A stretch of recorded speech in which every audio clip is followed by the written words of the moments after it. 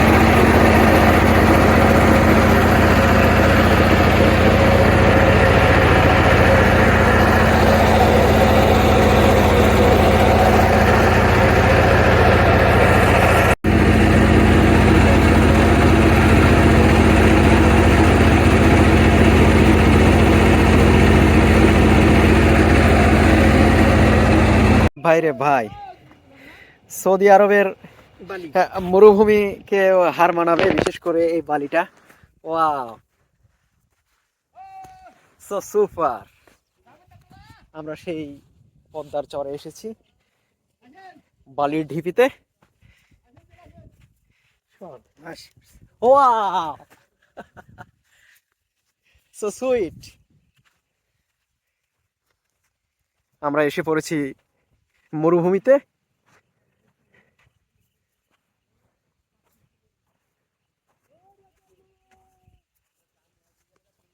চিকচিক করে বালি, কোথায় নেই কাদা।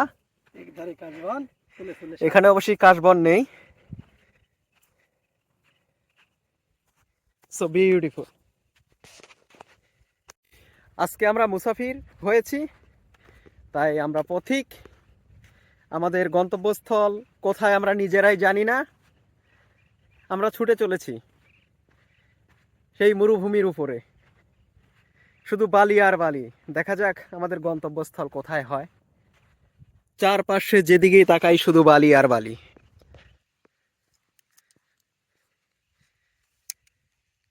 এত পরিমাণ বালি। আমরা দুজন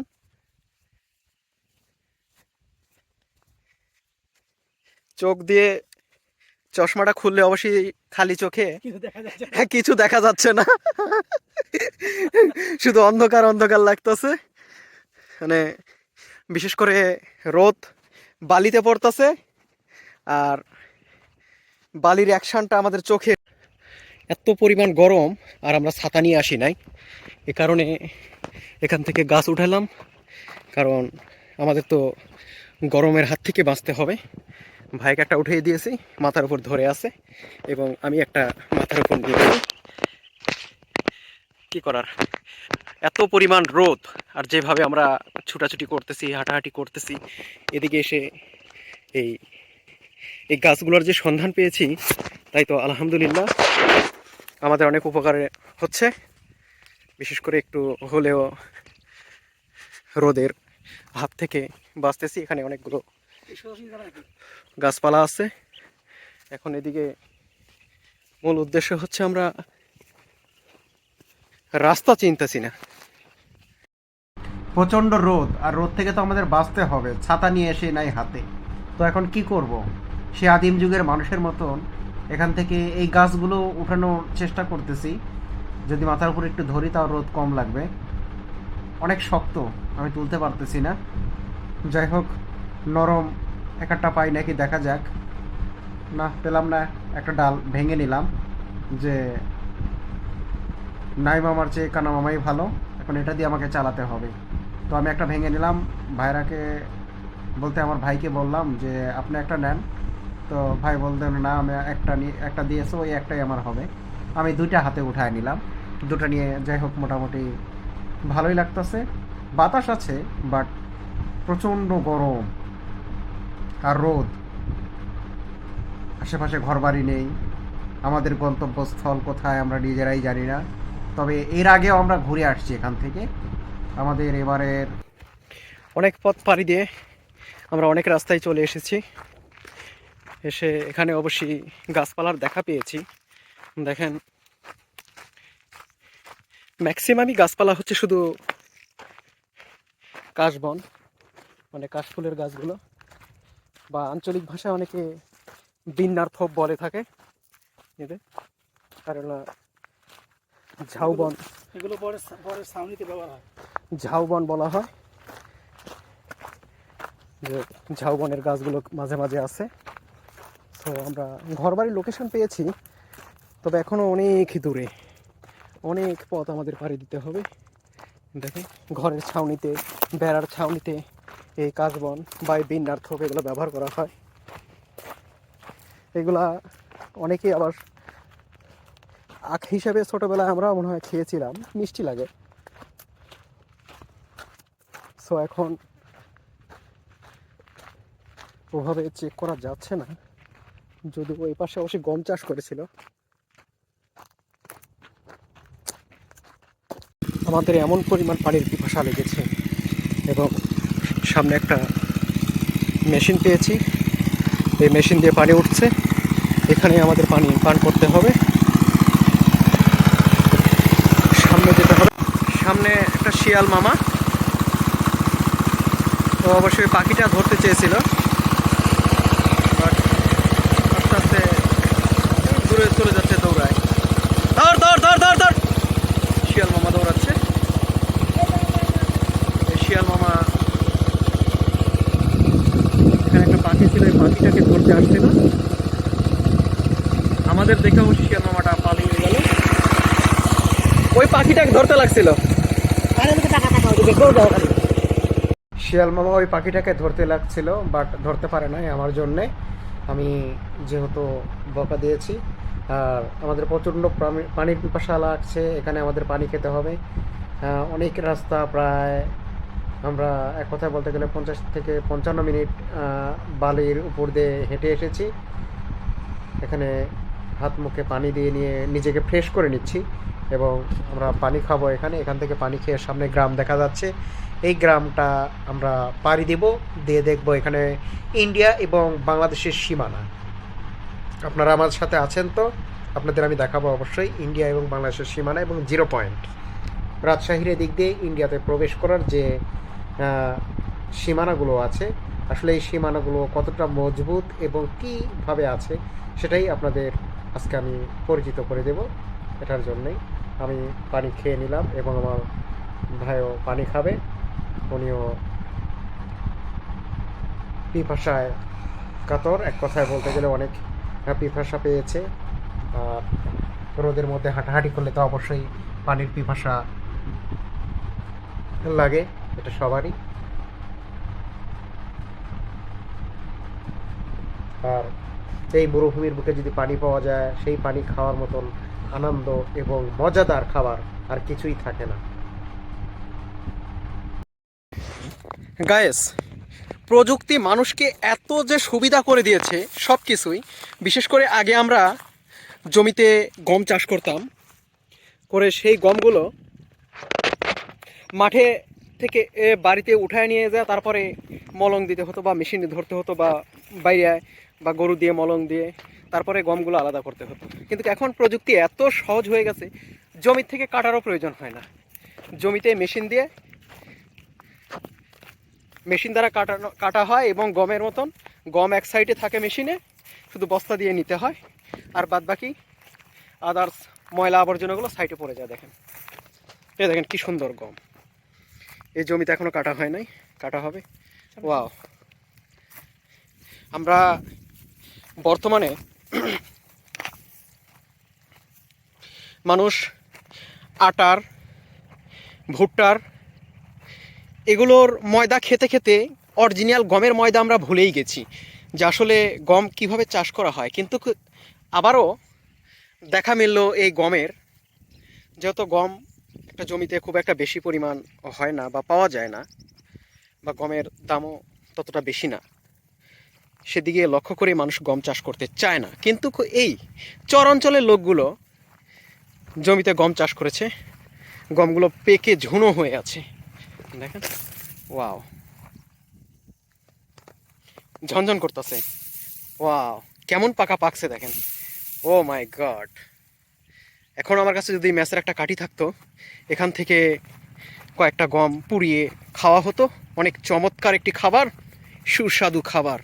তবে আমার কাছে যেহেতু কোনো আগুন নেই, যার কারণে আমাদের ক্ষুধাও লেগেছে, তারপরে আমরা ছাতা নিয়ে বের হই নাই। ছাতার বিকল্প গাছের ডাল, বলতে গাছ উপড়িয়ে নিয়ে আমরা এদিক থেকে চলে এসেছি।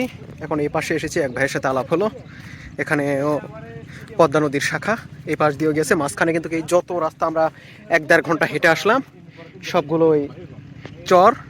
আর এদিকেও অবশ্যই পদ্মা নদী দেখা যায়, যে এদিক দিয়েও নদী গেছে, নদীর মোহনায় আস্তে আস্তে আস্তে আস্তে। তবে এখানকার নদী একটু শুকনো, এখানে পানি কম। আর আমরা যেখানে ছিলাম এখানে অনেক পানি, সো আমাদের এখানে পার হতে হবে। এই পাশেই ইন্ডিয়া, আর এখানে ঘরবাড়ি কিছু আছে বাংলাদেশি এবং কিছু আছে ইন্ডিয়া। সো আমাদের আসল উদ্দেশ্য যে তিলের লাড়ু খাই, সেই তিল গাছ এখানে চাষ করা হয়েছে। কি সুন্দর সুন্দর ফুল এসেছে তিল গাছে, ফলও আসবে। এগুলা তিল গাছ আস্তে আস্তে যত বড় হবে, ফল তত গোড়ার থেকে উপর দিকে উঠবে। So beautiful জীবনমান। কৃষিকর্ম করে তাদের জীবিকা নির্ভর করতে হয় এবং এভাবেই চলতেছে তাদের জীবনধারা। আর আমরা আছি আজকে এখানে ঘুরতে। আমার বড় ভাই চলছে ছুটে সামনের দিকে, আমাদের গন্তব্যস্থল। দেখা যাক, এখানে নাকি খাবারের কোনো হোটেল নেই। আমরা অবশ্যই আমাদের উদ্দেশ্যে এখানে আমরা খাবো, সন্ধ্যা পরিমাণ থাকবো, রোদ কমলে তারপরে আমরা আবার রওনা দেব। আল্লাহ ভরসা। সামনে একটি ব্রিজ দেখতেছি, এই ব্রিজ দিয়ে আমাদের পার হতে হবে।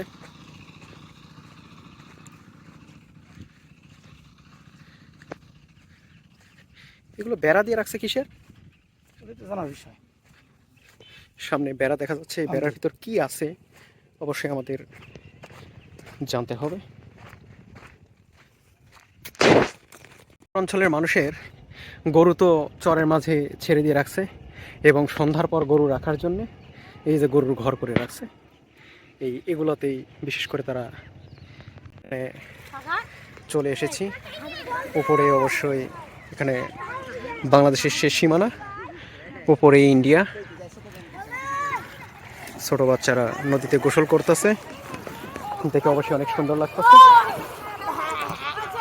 এই যে মাছগুলো সব বের হচ্ছে, মানে এখানে একটু ছায়া পাইছে আর এটাতে ঢাকনা, এর ভিতরে সব ঢুকে আছে।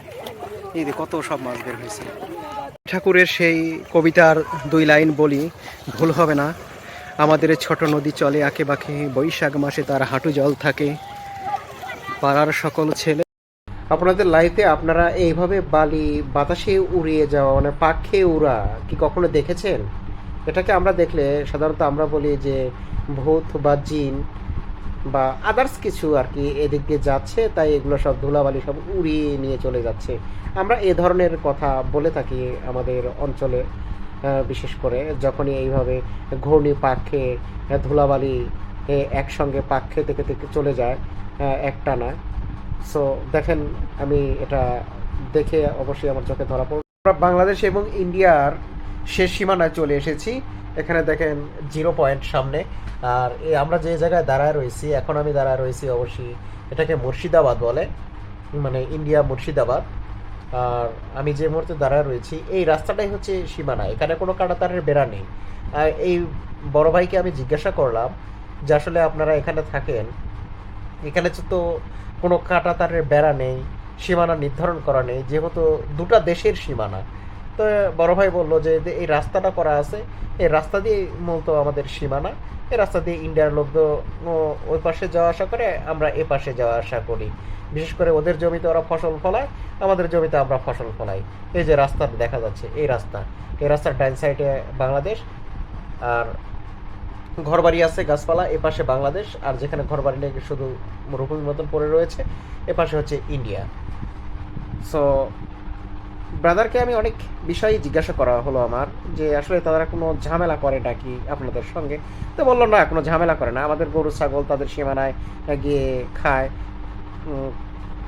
তো তারা নিষেধ করে। এবং তারা যখন জমিতে ফসল ফলায়, ফসল ফলালে পরে ফসল যেন নষ্ট না হয়, গরু ছাগলের নষ্ট না করে, সে বিষয়ে তারা সংকেত দিয়ে থাকে যে আসলে ক্ষতিগ্রস্ত হতে পারে।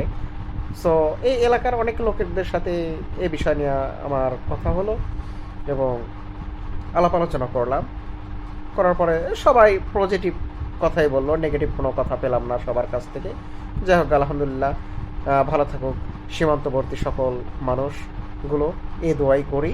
সো এখান থেকে সরে গিয়ে সার্ভিস অনেক ভালো। আপনারা যে এখানে যে ঘুরতে আসেন, যদি এই পদ্মার চরে, এই ভাইয়ের বাইকের সাথে কন্ট্যাক্ট করে আসতে পারেন। আপনার ফোন নাম্বারটা একটু বলে দেন। 018 55 30 44 09। ওকে। আইটির বাইকে করে চলে আসার পরে আমরা চলে আসলাম এই ট্রাক্টরে। বিশেষ করে এই ট্রাক্টর, এই বেশি বালির ভিতরে বাইক চলে না, কিন্তু এই ট্রাক্টরটা চলে। সো আমরা আবারও চলে যাব আমাদের সেই গন্তব্যস্থলে ফিরে। আমরা যেহেতু নদীর তীরে এসেছি, এখন আমাদেরকে আবারও নদী পার দিয়ে চলে যেতে হবে। আমাদের আজকের ব্লগ এখানেই সমাপ্তি। আপনারা সবাই ভালো থাকবেন, সুন্দর থাকবেন, সুস্থ থাকবেন। আর এখানে আসলে আপনারা সুন্দরভাবে এসে উপভোগ করতে পারবেন।